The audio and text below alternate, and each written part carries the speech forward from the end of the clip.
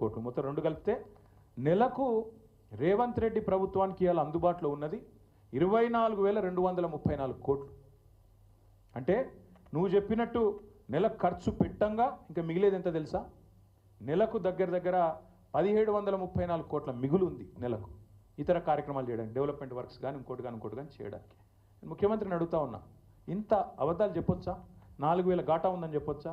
క్లియర్గా నీకు రెసీట్స్ కనబడుతున్నాయి, ఇదే రిపోర్ట్లో నీకు క్లియర్గా నీ మంత్లీ రెవెన్యూ కనబడుతున్నది, రెండు కలిపితే నీకు నెలకు ఇంకొక 1,734 కోట్లు ఖర్చు పెట్టుకునే వెసులుబాటు కనబడుతున్నది, అయినా అబద్ధాలు చెప్తావు.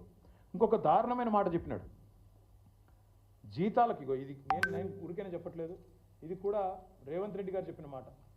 జీతాలకి నెలకు 6,500 కోట్లు అవుతుందని రేవంత్ రెడ్డి గారు చెప్పారు. ఏమని?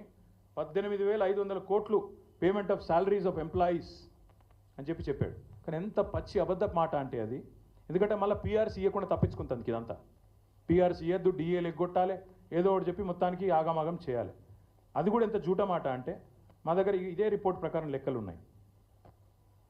ఇవాళ ఆర్బీఐ లెక్కల ప్రకారం జీతాలకు మొత్తం సంవత్సరానికి 40,000 కోట్లు, పెన్షన్లకు 11,641 కోట్లు, జీతాలకు 40,782 కోట్లు. రెండు కలిపితే కూడా మీకు 52,424 కోట్లు. అంటే డివైడెడ్ బై 12 వేసుకోండి, నెలకి ఎంత పోతుంది? 4,360 కోట్లు. మరి రేవంత్ రెడ్డి గారు 6,500 కోట్లు అని చెప్పి బడాయించి చెడాయించి నోటికొచ్చిన లెక్క చెప్తాడు. 4,300 కోట్లు ఎక్కడా? 6,500 కోట్లు ఎక్కడ? ఒక ముఖ్యమంత్రికి ఇన్ని పచ్చబద్దాలు చెప్పొచ్చా? I stand for any scrutiny. ఇది నేను చెప్పేది ఖచ్చితంగా స్టేట్ ఫైనాన్స్ రిపోర్ట్ నుంచి, వాళ్ళు ఆడిట్ చేసిన రిపోర్ట్, ఇది నాది కాదు. ఆర్బీఐ వాళ్ళు ఇచ్చిన రిపోర్టు, తెలంగాణ గవర్నమెంట్ ఆడిట్ చేసిన రిపోర్ట్. ఇంత కరెక్ట్గా ఇంత క్లియర్గా ఉంటే ఇన్ని పచ్చబద్దాలు చెప్పి తప్పించుకుంటారని ముఖ్యమంత్రి ఎట్లా అనుకుంటున్నా మాకు అర్థమవుతలేదు. అందుకే నేను రేవంత్ రెడ్డిని డిమాండ్ చేస్తా ఉన్నా, రాబడి ఇట్లుంది, ఖర్చు అట్లుంది, నీ దగ్గర మిగులు ఉంది, మరి ఎందుకు ఇయ్యవు రైతు భరోసా? ఎందుకు ఇయ్యవు 15,000? వానాకాలం నువ్వేదైతే 7,600 కోట్లు ఎగ్గొట్టినవో దాని మీదికెళ్ళి నువ్వు ఇవ్వాల్సిన ఇంకొక 2,500 ఎకరానికి మొత్తం నువ్వు ఒక్కొక్క ఎకరానికి బాకీ ఉన్నావు రేవంత్ రెడ్డి. మొత్తం రైతులకు, రాష్ట్ర రైతాంగానికి 26,000 కోట్లు బాకీ ఉన్నావు. ఒక ఎకరం ఉన్న రైతుకు నువ్వు బాకీ పడ్డది 17,500 రూపాయలు. నిన్ను వదిలిపెట్టం. నువ్వు ఆ బాకీ చెల్లించేదాకా, ఒక్కొక్క ఎకరానికి 17,500 ఇచ్చేదాకా ఈ సంవత్సరానికి నేను వదిలిపెట్టం. ఎట్టి పరిస్థితుల్లో నేను తప్పించుకొని ఇయ్యం. అందుకే రేపు రాష్ట్ర వ్యాప్తంగా మా సోదరులకు, రైతు సోదరులకు, మా బీఆర్ఎస్ పార్టీ నాయకులకు, కార్యకర్తలకు మేము పిలుపునిస్తూ ఉన్నాం.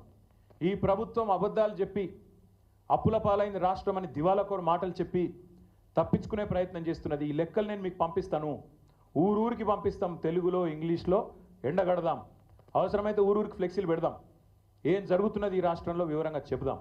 అందుకే ఈ రాష్ట్రంలోని రైతాంగానికి మేము చేసే విజ్ఞప్తి, వాళ్ళు ఏ మాట అయితే చెప్పారో రైతు డిక్లరేషన్లో, గ్యారంటీల రూపంలో 6 గ్యారంటీల రూపంలో 100 రోజులు అని చెప్పినారో అమలయ్యేదాకా ఎంబడబడదాం.